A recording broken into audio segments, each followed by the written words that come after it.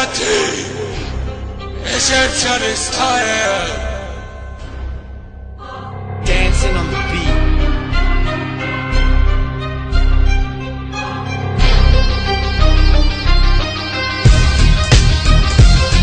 ايه يا بلدنا، هي ايه الحكاية؟ كل ساعة بنسمع فيكي عن جناية، اسيوط بورسعيد وكمان اتحادية. لا واللي زاد واللي غطى واللي بلت فينا مية انهيار عقار في اسكندرية، و26 واحد كانوا ضحية. طب مين نحاسبه؟ مين يشيل المسؤولية؟ ومين في ايده حل القضية؟ عايزين حلول، فككوا من الوعود. عايزين نعرف مين السبب في حادثة اسيوط وقطر ارض اللواء وقطر البدرشين. والسؤال دلوقتي، الكارثة الجاية فين؟ دكتور مرسي هو في ايه؟ هو انت جاي تخلص علينا ولا ايه؟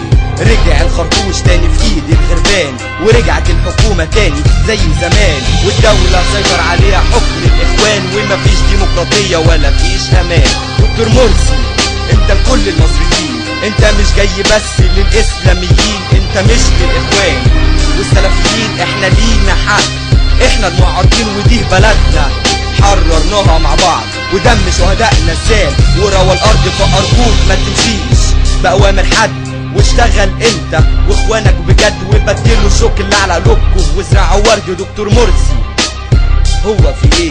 هو انت جاي تخلص علينا ولا ايه؟ رجع الخرطوش في ايد الغربان، ورجعت الحكومة تاني زي زمان، والدولة سيطر عليها حكم الاخوان، ومفيش ديمقراطية ولا فيش امان.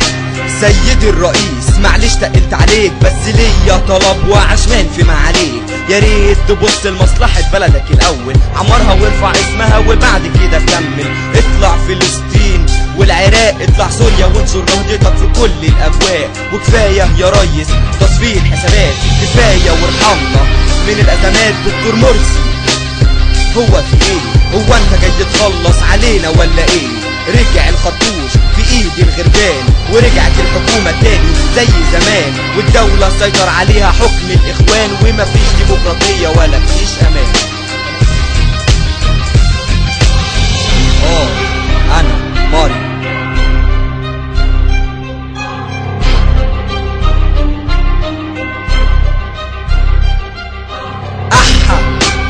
ما ترحمونا ولا انتوا ناويين تعذبونا؟ خنقتونا، ارحلوا عنا وسيبونا. ده انتوا خليتونا نعشق الفلول، انصرونا بدل ما تدمرونا. وحدونا ما تحاولوش تفرقونا، ده وصل بينا الحال نقتل في بعض، ودم المصري سال من نفس الفرد. مصري زيه زيك بقى ليك عدو، بكره نقضي على بعض والبلد دي تبقى هو. ودكتور مرسي هو في ايه؟ هو انت جاي تخلص علينا ولا ايه؟